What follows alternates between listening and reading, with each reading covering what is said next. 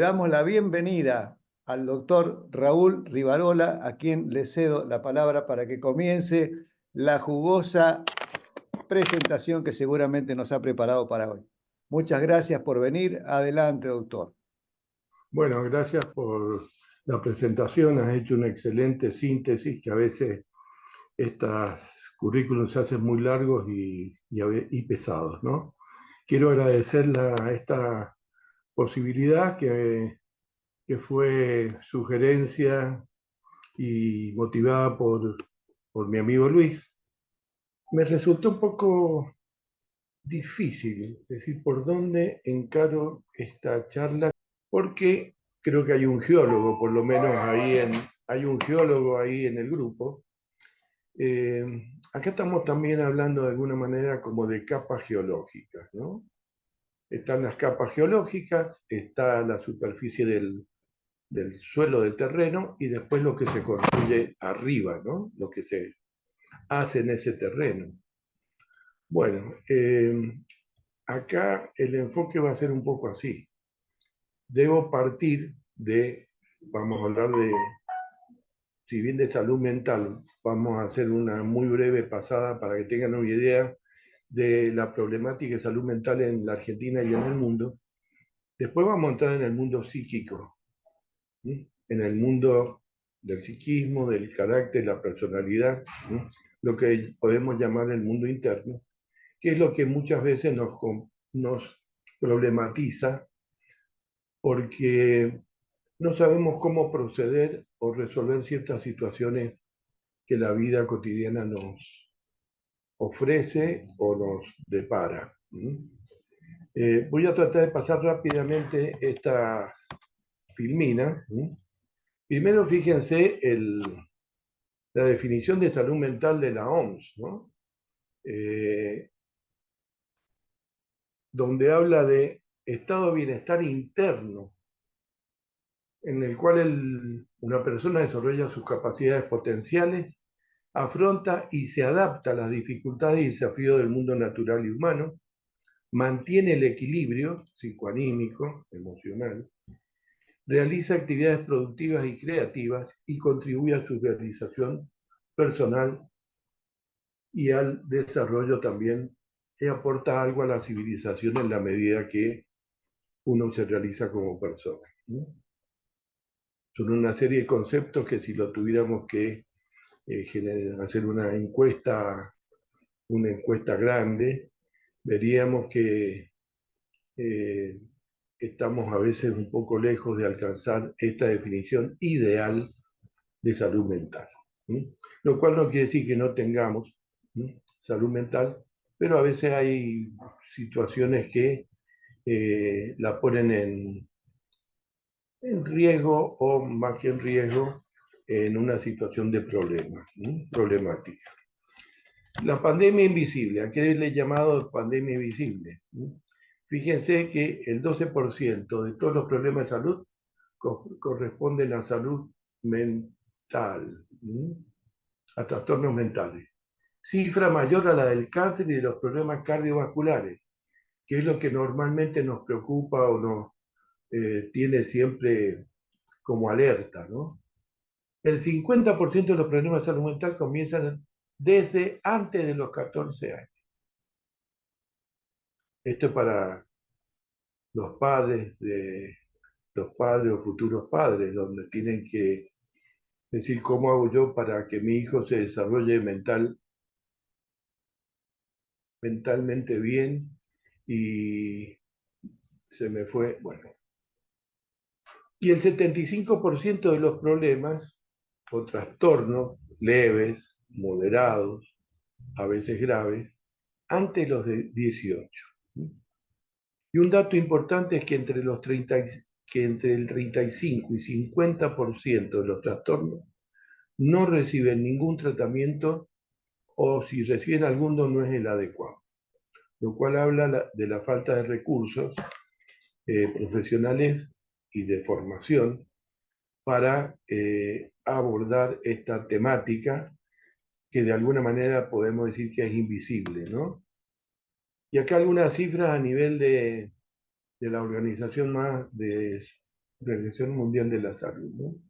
Fíjense, más de 300 millones en el mundo, viven con algún tipo de depresión. Y la misma ha aumentado casi un 20%, 18,4%, entre el 2005 y 2015.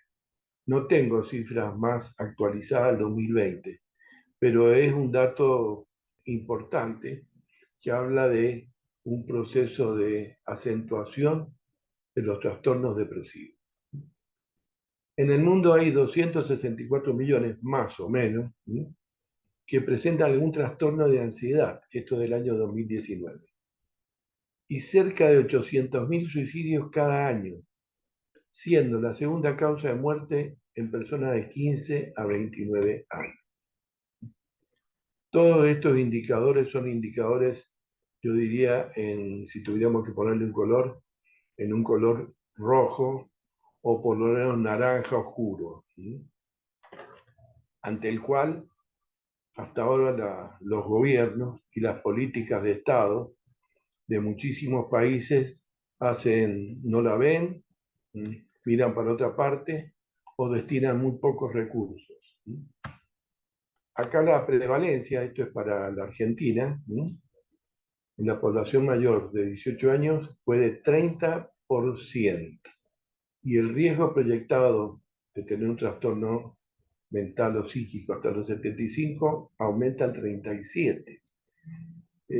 Por ahí me cuesta creer la realidad de estas cifras, pero son estudios estadísticos hechos con bastante prolijidad, ¿no?, que asustan estos números, ¿no?, o por lo menos generan mucha preocupación. Por supuesto, en el primer lugar están los trastornos de ansiedad, ¿no? De ahí que en un auditorio de 100 personas yo puedo preguntar cuántos toman algún ansiolítico, y es muy probable que más de la mitad del auditorio diga yo tomo algo a la noche para dormir, un cuartito, medio, uno, ¿no?, o a lo mejor en el día, ¿no? Los trastornos del estado de ánimo, 12%, los trastornos por sustancias, vamos a hablar de todo lo que hace a la drogadicción, 10%, y los trastornos de control de impulso, 2,5%. Es decir, la ansiedad es el trastorno o el síntoma o el síndrome más llamativo y que genera más problemas de lo que uno cree. ¿Con qué contamos en la Argentina en cuanto a recursos profesionales en el 2020? 4.000 psiquiatras activos, 4072, y 82.776 psicólogos, según la OMS. Este es un dato de la OMS. Bueno, si tenemos 4.000 psiquiatras activos dividido en 40 millones, fíjense cuánto cada psiquiatra, qué población podría tener disponible para atender. Y los 82.000 psicólogos ni les cuento, ¿no? Bueno, el 2,6%, muy poco frecuente para los trastornos por abuso de sustancias, 14,6% trastornos de ansiedad, y estamos hablando de cuánto tiempo se tarda hasta ir a la consulta. Fíjense que en los trastornos de ansiedad, el promedio, la demora de concurrir a un psiquiatra o eventualmente un psicólogo, es una demora de 20 años. Quiere decir que una persona ha naturalizado su trastorno de ansiedad, lo ha incorporado como un modo de actuar, de ser, ¿sí? Y bueno, soy ansioso, se dice, y yo soy muy ansioso, ¿sí? Y lo entiende como algo que forma parte de su personalidad, y no como un trastorno, aunque esto le genere trastorno. Los trastornos del estado de ánimo, 31%, la demora en consultar para iniciar un tratamiento son 8 años. ¿Qué conclusión podemos sacar? Lo que ustedes ven ahí, ¿no? La gente se habitúa a padecer y a sobrellevar trastornos psíquicos. Y lo segundo es que todas las conductas disfuncionales, producto de estos trastornos como los más llamativos, ¿sí?, en nuestras ciudades, son producto de trastornos psíquicos. Por supuesto, hay factores sociales, factores ambientales, ¿sí? Pero como les decía recién, es muy llamativo toda esta información. La frase sin cerebro no hay psiquismo. Así es. Y donde no hay psiquismo, no existe la personalidad. ¿Sí? Uno es consecuencia de la otra, ¿no? Paso rápidamente el cerebro de cara externa, ¿sí? Con las distintas zonas. ¿Sí? Cara interna, que ustedes van a ver una parte. Acá podemos hablar de lo que es un modelo del cerebro triuno. Es decir, nosotros tenemos desde este enfoque tres cerebros. ¿Sí? Este cerebro, que podemos llamarle cortical, ¿sí? O más externo, como el cerebro propio de las especies, del humano, digamos, ¿sí? Y de las especies animales más desarrolladas. ¿Sí? Ya vamos a ver después una pequeña diferencia. Esta parte central, ¿sí? Podríamos decir que podemos equivalerla al carozo del durazno, mientras que toda esta parte que se ve en Borrabino, que tiene que ver con todas las circunvalaciones y todos los surcos cerebrales, sería la carne del durazno. Esta parte que es el carozo es el segundo cerebro límbico, que enseguida vamos a ver en qué consiste y para qué funciones tiene. Y este sería el cerebro reptil. Cerebro reptil, que sería el cerebro más primitivo, como una capa geológica. En los seres vivos apareció primero el cerebro reptil, propio de los reptiles. ¿Sí? Después apareció el segundo cerebro en la evolución, que este cerebro que es cerebro mamífero, propio de los mamíferos y especies animales superiores. Y por último apareció el cerebro, ¿sí? El córtex, con el detalle de que esta zona anterior, es propia y exclusiva del Homo sapiens. Esta parte que se llama, podemos decir, cerebro prefrontal, ¿sí? Tiene que ver con todas las funciones cognitivas. De ahí que si ustedes ven a los monos como una especie animal bien desarrollada, el mono tiene un cerebro, no tiene frente, tiene una frente chata, no tiene una frente prominente, porque el cerebro del mono alcanza hasta acá, le falta toda esta zona.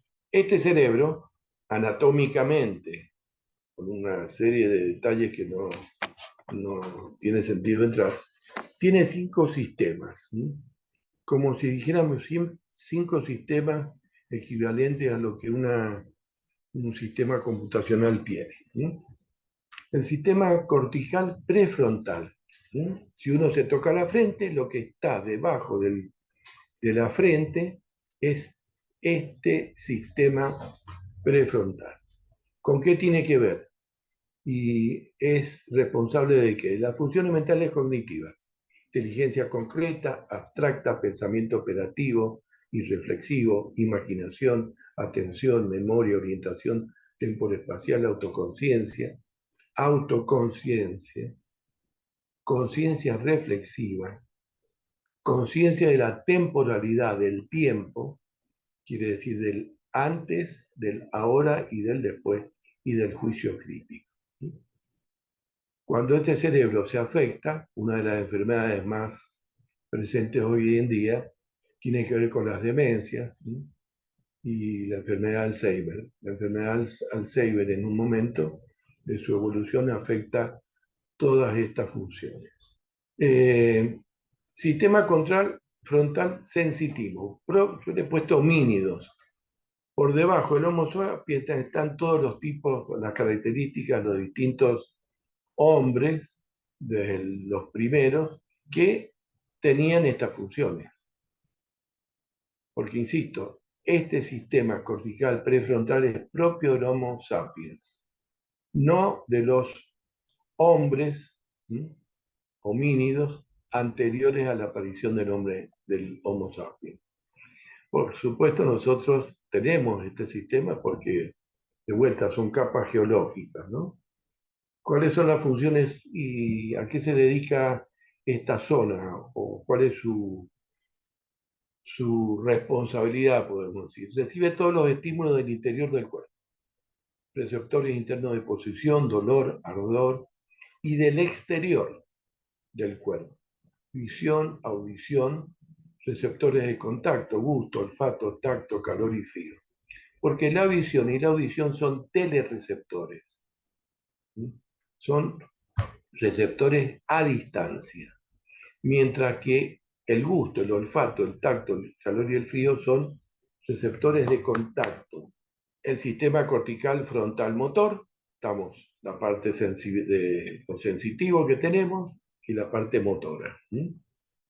Donde este sistema procesa todos los estímulos que llegan de las células musculares de todos los órganos del organismo y envía este sistema, ¿sí?, todos los estímulos que actuarán sobre el sistema muscular, ¿sí? Cuando hay un trastorno, una hemiplegia, una paraplegia, algún otro trastorno del movimiento y demás que tiene que ver con una lesión cerebral, lo que está afectado es parte de este sistema motor. Quedan dos sistemas más. El sistema límbico, ¿sí?, que es el parte del carozo, es el carozo del durazno, ¿no? Lo que está esa zona central. Esto tiene una cantidad de complejos neuronales muy importante y de alta complejidad. ¿Con qué está relacionado el sistema límbico? Con la memoria emocional, las funciones emocionales y afectivas, con el miedo, la ira, la tristeza, la alegría, el dolor y el placer. Y el sistema neuroendocrino. Y el sistema del tallo cerebral, denominado cerebro reptil, que es el primer cerebro, ¿no?, que aparece como tal, ¿sí?, donde asienta la conciencia vigil. La conciencia vigil es: abro los ojos y veo lo que me rodea. Todas las especies, a partir de los reptiles, ¿sí?, los peces, ¿sí?, tienen esta conciencia vigil. ¿Qué implica? Las funciones instintivas primitivas de sobrevivencia y defensa de la especie. De este sistema, el tallo cerebral del cerebro reptil, dependen el sueño, la vigilia, el hambre, la sed, la apetencia, la saciedad, la huida, el ataque y el colapso. Por supuesto, estos 5 sistemas están interrelacionados y sobre todo estos 2 sistemas muy relacionados, ¿sí?, todas las relaciones que tienen todavía no se conocen bien, ¿sí?, por lo cual muchos de nuestros comportamientos, ¿no?, se deben a estos sistemas, ¿no? Bueno, estos 5 sistemas, ¿sí?, configurados por miles de neuronas, procesan, integran, dirigen y distribuyen información que ingresa y egresa del cerebro, bajo la forma de estímulos neuroquímicos y bioeléctricos, entre ellos los neurotransmisores, que no son los únicos, hay otras moléculas que también participan en esta, digamos, transmisión, ¿no? Y estos 5 sistemas están interconectados, se comunican entre sí a través de una compleja red de fibra nerviosa que aún en buena parte está inexplorada. Ahora fíjense un poquito este dato. Se calcula que el cerebro, que pesa aproximadamente 1,4 kg, posee entre 80.000 y 100.000 millones de neuronas. Es decir, es 10, ustedes que son ingenieros, 10 a la novena. Bueno, después sacamos el cálculo. Es 100 seguido de 9 ceros. 100.000 millones de neuronas.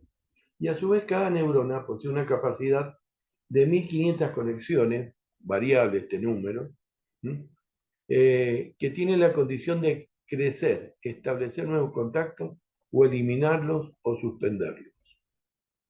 Este dato nos hace, a mí me deja callado, porque es muy difícil concebir estos números y toda esta complejidad biológica, dadas por estas pequeñitas células que son las neuronas, que pueda estar en 1,5 kilos de materia tangible.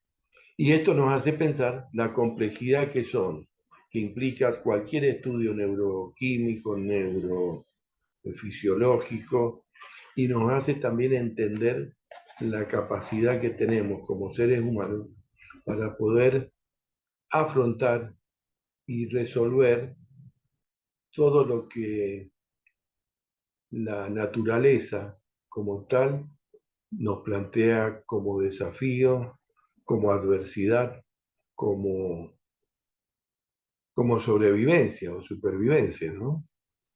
Yo creo que gracias a este cerebro, que ya lo tenía en el hombre de Neandertal, en principio, es que hemos podido sobrevivir a catástrofes de carácter global, ¿no? Como la era del hielo, por ejemplo. Bueno, con esto hicimos una breve síntesis de lo que es el cerebro como órgano físico y como órgano funcional. Y vamos a entrar en el mundo psíquico. El primer concepto que vamos a analizar es el concepto de consciente e inconsciente. Usamos diariamente, mucha gente dice, no, lo que pasó, y uno lo hizo inconscientemente, no me di cuenta. Es un inconsciente, actúo inconscientemente, ¿no?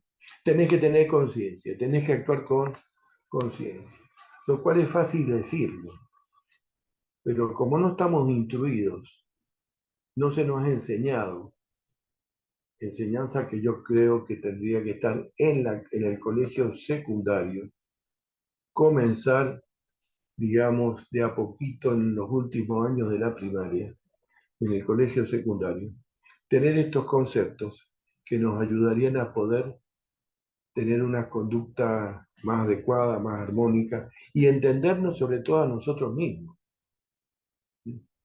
La consulta, en muchísimos casos, viene y dice, mire doctor, no sé qué me pasa, no me entiendo, no sé qué me ocurre, no sé lo que quiero. No viene meramente por ansiedad o un estado depresivo. Vamos a ver esto, una metáfora, ¿no? Este témpano, la octava parte de su tamaño está bajo la superficie del agua. Nosotros vemos esto. Y los témpanos tienen una morfología muy cambiante por la acción continua de factores físicos, corrientes de agua, corrientes de agua más cálida, más fría, el viento, etc. La metáfora del témpano y la conciencia creo que nos viene bien para entender cómo es esto. Así como tenemos un área visible, esta área visible sería lo consciente, lo presente, el aquí y ahora. Ustedes en este momento, con la conciencia vigil y la conciencia reflexiva, están escuchando lo que yo digo aquí y ahora, en el momento. Pero por debajo de la superficie del agua hay una zona que podemos llamar un área borrosa. ¿Qué es lo subconsciente? Es lo reciente. ¿A qué me refiero cuando digo subconsciente y reciente? Y lo que hemos hecho esta mañana, que hemos comido, lo que hicimos anoche, antes de ayer, lo que la vida cotidiana podemos decir de toda esta semana o de todo el mes, más o menos. Por lo cual, eso está ahí sin verse, sin estar a nivel consciente.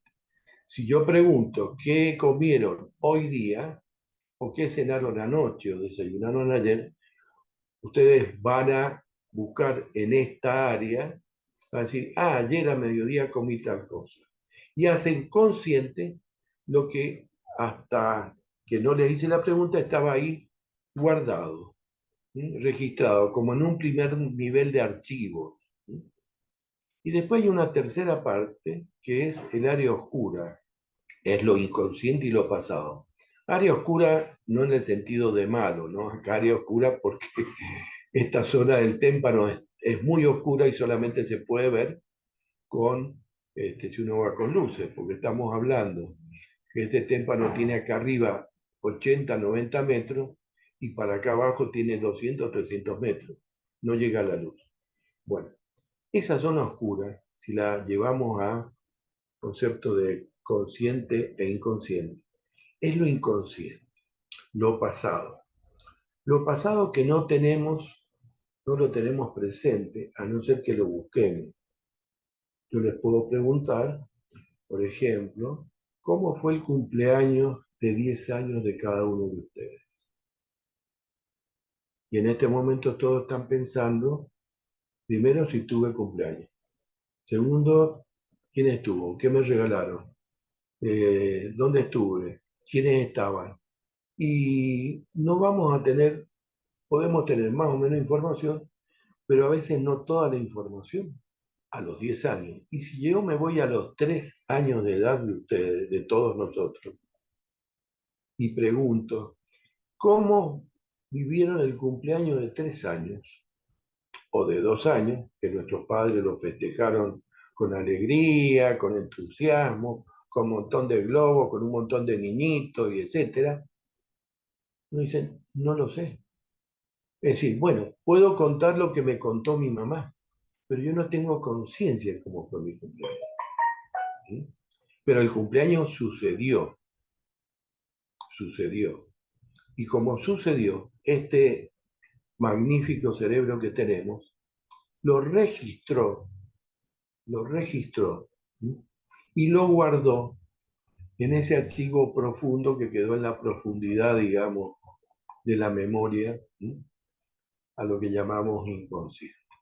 Así como podemos haber guardado un hecho tan lindo como un cumpleaños a los 2 años, 3 años de edad, también hemos guardado situaciones traumáticas de las cuales no tenemos conciencia, porque a esa edad no está la conciencia reflexiva del aquí, ahora y del presente. Ese niño, nuestro cerebro está inmaduro para poder plantearse qué es lo que pasa. Y esos psicotraumas, que puede ser a lo mejor una simple discusión que el bebé ve, ese bebé de 2 meses, de 2 años, está sentado a la mesa, en su sillita, con el papá y la mamá, no hay otros hermanos. Y el papá y la mamá empiezan a discutir, se acaloran y empiezan a gritarse. El bebé percibe todo eso ingresa a su psiquismo y queda guardado en el inconsciente. Ese bebé no se va a acordar jamás de que sucedió eso. Sin embargo, eso está. Y como esas vivencias traumáticas pueden haber otras a través de los años y de la edad y de la escuela primaria, etc., eso se guarda como datos que pueden y van a influir posiblemente en nuestro desarrollo personal, ¿sí? En nuestro carácter, en nuestra personalidad. ¿Sí? Entonces, cuando Freud, que fue el que trajo a la luz este concepto de lo inconsciente, ¿sí? Dijo, existe el inconsciente, está hablando de esta parte, por lo cual el psicoanálisis, y él como creador de este modelo, se dedicó a ver por qué esta persona que tenía crisis de mutismo o crisis de parálisis o fobia a los caballos, ¿de dónde venía esa fobia? ¿De dónde venía ese miedo? ¿De dónde venían esos síntomas? Y por lo tanto tenía que ir metiéndose, al igual que un buzo, ¿sí? Ingresando en las partes más profundas de lo inconsciente de ese paciente. Y a través de ahí, desde su postura, resolver esa problemática que producía un efecto que estaba a la vista. El efecto estaba a la vista, lo que no sabíamos cuál era el origen. A partir de Freud se desarrollan una serie de escuelas y demás que no lo vamos a tocar ahora. Entonces, el primer concepto, todos tenemos una parte consciente, que es la que ustedes y yo estoy usando ahora, porque estamos concentrados en esto, y una parte inconsciente que es mucho mayor que este aquí y ahora, porque en el caso nuestro, yo con 80 años tengo una historia de 80 años. ¿Sí? El otro de 70 años para atrás, ¿no? ¿Qué nos ha pasado, cómo hemos vivido y cómo muchas cosas que hicimos han sido producto de esas situaciones que, o de esos hechos o vivencias traumáticas, leves, moderadas, intensas, que nos han hecho actuar de un modo que después no tenía explicación para nosotros, o no le encontraba una explicación realmente valedera. ¿Sí? El segundo concepto del enfoque que yo estoy, con el que trabajo, es el escenario. Uno diría, bueno, ¿tiene que ver con los actores? Sí, tiene que ver, pero de una manera especial. Esta frase, el mundo es un escenario. Todos los seres humanos son actores y protagonistas.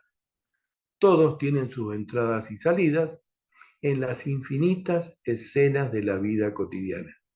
Y cada uno a su tiempo representa muchos papeles. Esto lo escribió William Shakespeare, el gran dramaturgo inglés, y yo diría gran psicólogo, porque las obras de él podemos decir que son una psicología aplicada, ¿no? Entonces, este enfoque, nosotros somos protagonistas en nuestra vida.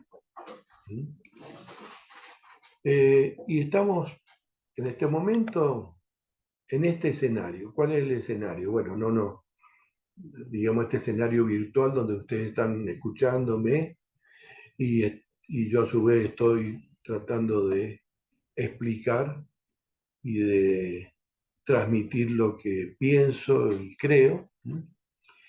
Y seguramente cuando pasemos a las preguntas, el escenario es el mismo, pero la escena en sí misma va a ser distinta. Yo ahora soy el protagonista en el escenario. Yo hablo, estoy enfocado a la luz, me enfoca a mí. Ustedes están como detrás, mirando, escuchando. Cuando pregunten, la luz de los reflectores los va a enfocar a cada uno de ustedes. Y si bien el escenario es igual, el mismo físicamente, la escena es distinta. El interlocutor va a ser ustedes, van a ser ustedes los interlocutores. Y esto es muy importante para lo que viene, porque, bueno, nuestra vida se desarrolla en momentos y lugares precisos, en una continuidad de escenas que transcurren en escenarios comunes, habituales, extraordinarios, excepcionales, casi siempre en un contexto social. Ustedes en este momento estamos en este escenario. Terminamos la reunión, se van a subir al auto o seguirán caminando. Bueno, en el auto el escenario va a ser la calle por donde van. Que puede ser un escenario común porque hace siempre la misma recorrida, o puede ser un escenario no común o extraordinario porque lo desvían por cuestiones de algún accidente a ir por una ruta o un camino que no es conocido, que les llama la atención. Pero siempre nuestra vida pasa de escena a escena, desde levantarnos, la escena de higienizarnos, la escena del desayuno, la escena de conversar con alguien de la casa. Tiene escenarios, tiene un gran escenario que es la casa propia, y tiene después escenas que se dan en lugares específicos. El baño, el dormitorio, el comedor, la cocina. Y todo esto va a influir en el modo cómo se desarrolle la relación entre las personas. ¿Cuáles son los 4 escenarios de nuestra vida donde protagonizamos nuestra vida. El escenario del trabajo, el escenario de la pareja, el escenario social y el escenario familiar. Yo me muevo en este escenario, después en este, después en este y después en este. ¿Sí? Y ahora vamos a ver esta gráfica donde hablamos de mundo interno y de mundo externo o escenario. El mundo interno es lo que es de la piel nuestra para adentro. Ese es nuestro mundo interno, que puede ser físico y sobre todo la parte psíquica. Nuestro mundo interno es nuestro psiquismo. El mundo externo son los escenarios donde nos movemos. ¿Sí? Roles laborales, roles familiares, roles sociales y roles de pareja. Fíjense que se habla de roles. ¿Por qué? Y porque pongamos el rol familiar, y los roles familiares yo soy padre, hermano, sobrino, padrino, etcétera, de parte de los que forman parte de mi familia. ¿Sí? En los roles laborales puedo ser jefe, puede ser subalterno, puede ser supervisor, puedo ser auditor, puede ser gerente. ¿Sí? Y lo mismo con el resto de los roles. ¿Sí? Entonces, en cada uno de estos escenarios, si bien el escenario es uno, los roles que vamos a protagonizar son distintos. Y esto es muy importante tenerlo presente. ¿Sí? Muy importante tenerlo presente porque cada rol tiene sus características y tiene también un sentido. ¿Sí? Ahora bien, en este mundo externo, en estos escenarios, nosotros, ¿cómo actuamos sobre estos escenarios? ¿O cómo se da esta dinámica? Está lo que llamamos el temperamento, que es el núcleo, podemos decir, genético, lo heredado, ¿no? Lo que traemos cuando nacemos y que lo vemos muy bien en un par de niños recién nacidos mellizos, univitelino, homocigota, tienen el mismo ADN, la misma conformación genética. Sin embargo, vamos a ver que a la hora de comer, uno, cuando viene el momento de comer, estoy hablando de las primeras 24, 48, 72 horas, uno empieza, se pone colorado y empieza a gritar como loco. Y ahí corre la enfermera en la nursery para decir que está con hambre, traigámosle, démosle la mamaderita o el agua. Y el otro, exactamente igual, a esa hora que tendría que comer, o que le corresponde comer, o tomar agua, apenas se queja, se mueve un poquito, algún quejidito, pero nada que ver con su hermano. Mientras este grita, se pone colorado, ¿sí? Se mueve para todos lados. El otro está quietito y tranquilo, esperando lo mismo los dos. Eso es temperamento. Ese temperamento nos va a acompañar toda la vida, aunque lo modelemos, que va a ser producto justamente de de la educación. ¿No? Este temperamento va a ayudar a formar el carácter, que es modelado familiar y social, ¿sí? Que es lo aprendido. Mientras el temperamento es lo heredado, ¿sí? El carácter es lo que hemos aprendido, ¿sí? Y producto del modelado familiar y social. Estos dos aspectos, temperamento y carácter, forman lo que llamamos personalidad. ¿Sí? Entonces, con nuestra personalidad, con ese núcleo biológico, podemos decir casi físico, en el sentido de neuroendocrino y constitucional, ¿sí? Y con el carácter vamos a desempeñar roles laborales distintos, roles familiares, roles de pareja y roles sociales. Por lo cual, como ven, como actores tenemos que saber cuándo pasamos de un lado al otro y cómo y qué rol tenemos que ejercer. Muchas veces acá, el rol laboral puede chupar al rol familiar.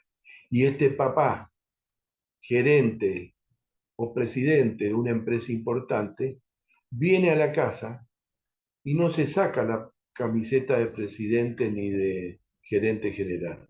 Sigue actuando en su familia con las conductas propias de la gerencia y conductas habituales de las cuales no se da cuenta, y por ahí la mujer o el hijo le dice: che, papá, estás en la casa, acá no sos gerente, acá sos mi papá. Y a veces eso no lo entiende el papá. O al revés, ¿no?